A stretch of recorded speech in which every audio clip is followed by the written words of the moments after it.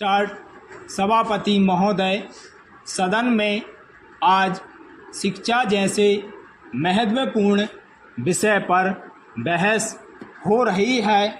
मैं लगभग 25 वर्षों से शिक्षा के क्षेत्र से जुड़ा हुआ हूँ। इस संबंध में मुझे भी आपने अपने विचार प्रकट करने का अवसर प्रदान किया है।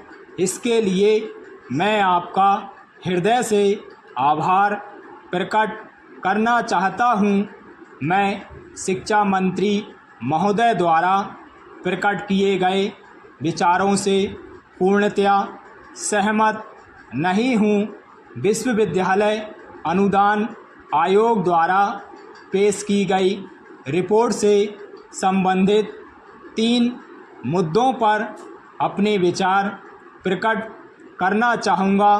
पहला, हमारी शिक्षा प्रणाली में बुनियादी सुधार लाने की आवश्यकता है, जिसका रिपोर्ट में भी जिक्र किया गया है।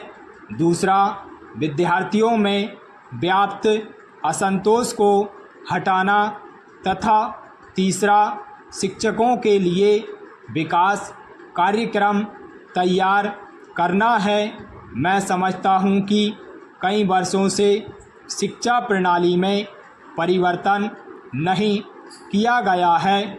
देश की परिस्थितियों को ध्यान में रखकर शिक्षा प्रणाली बनाई जाती है। आज की शिक्षा प्रणाली काफ़ी समय पहले बनाई गई थी और उस समय की परिस्थितियों को ध्यान में रखकर बनाई गई थी। देश की उन्नति के लिए आज जिन साधनों की आवश्यकता है, उसी आधार पर आज शिक्षा प्रणाली बनाई जानी चाहिए। मैं अनुभव करता हूँ कि हमें अपने शिक्षा के पाठ्यक्रमों में आमूलचूल परिवर्तन करना होगा तथा हमें अपनी शिक्षण पद्धति में भी परिवर्तन करना होगा।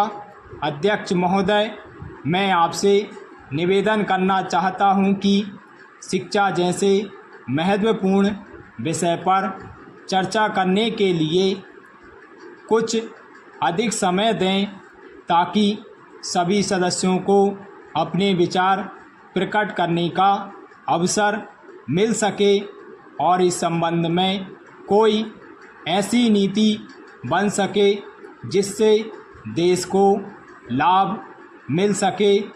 मैं सुझाव देना चाहता हूं कि सबसे पहले बुनियादी शिक्षा प्रणाली में परिवर्तन किया जाए।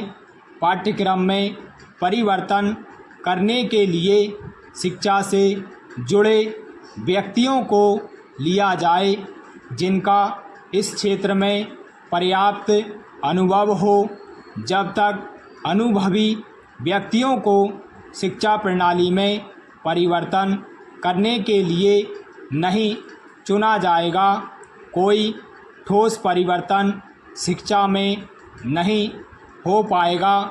हमारे मंत्री महोदय जब ज़िले या प्रांत का दौरा करने जाते हैं तो रेस्ट हाउस में जाकर ठहरते हैं।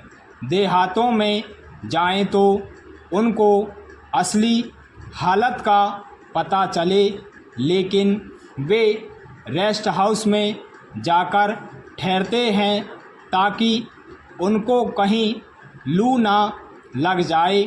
इसलिए मैं निवेदन करना चाहता हूं कि उनको गांवों में जाना चाहिए। वहां जाकर उनको किसानों की तकलीफ़ों का एहसास हो। स्टॉप।